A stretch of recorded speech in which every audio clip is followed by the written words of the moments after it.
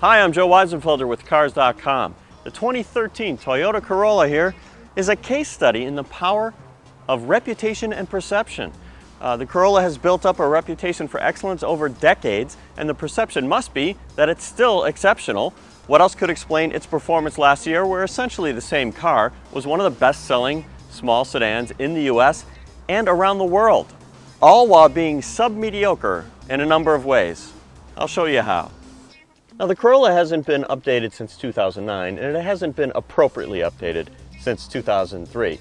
And it really shows, especially when compared against vehicles that have been redone recently, like the Hyundai Elantra, Honda Civic, Kia Forte, Ford Focus. There are others I'm not even mentioning. And you really see it in a lot of the materials. The headliner is a cheap fuzz where richer woven material is starting to proliferate. Same idea with the kind of cheesy vinyl visors here.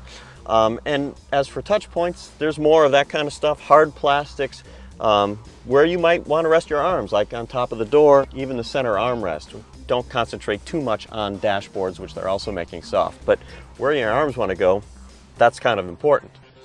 Now, tactile shortcomings seem to be everywhere. You've got this very simple layout to the ventilation controls, which is good, but the rings are actually mechanical.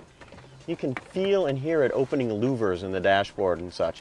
The better cars in this class have buttons or at least electronic dials. It's just a better experience.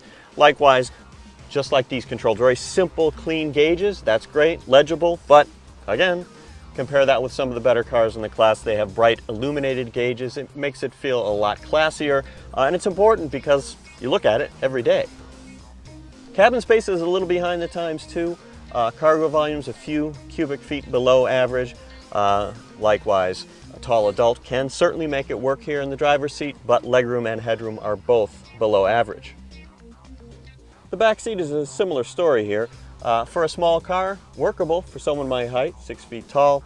But if you start comparing, you'll find the hip room is dramatically less than average in this class. And even though the numbers suggest headroom and legroom are competitive, I feel more snug here than I did in the Honda Civic, especially considering that the front seat didn't go back as far as I wanted. And even so, I'm kind of jammed in there. Now, in fairness, I have to say this might look really uncomfortable, but the seats are so soft, I don't really even feel it.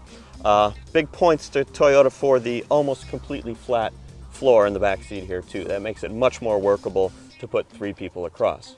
Are you starting to catch the theme here? Once again, below average volume in the trunk here. At 12.3 cubic feet, it's actually only slightly below the Honda Civic, but the Hyundai Elantra has 14.8 cubic feet, and the Chevy Cruze has 15.4.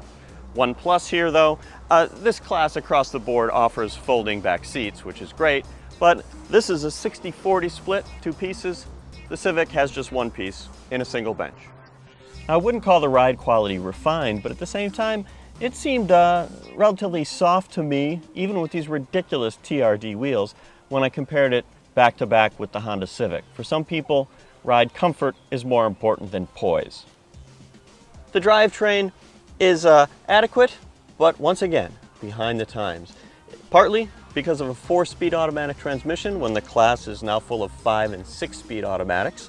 I'm not one to criticize based on the numbers alone. I would take this well-behaved 4-speed automatic over a CVT or a bulky dual-clutch automatic, both of which exist in this very car class. But you can't deny having 4 gears spaced this far apart. When you want to go, you hit the gas.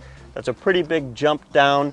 The engine revs, there's a lot of drama. The acceleration isn't great. And the 4 gears is also responsible for below average fuel economy. The EPA estimated city highway combined mileage rating for the Corolla is 29 miles per gallon. Sounds good, but it's actually 3 miles per gallon less than the Elantra and the Civic. Now compare it with the Chevy Cruze, it's actually 2 miles per gallon better than the base Cruze, but the volume seller Cruze is 1 mile per gallon better than the Corolla.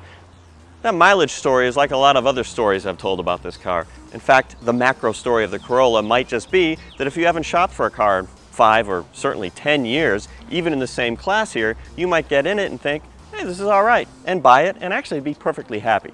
But if you start looking around, you see what else is out there, you're going to find there are better options from a number of manufacturers.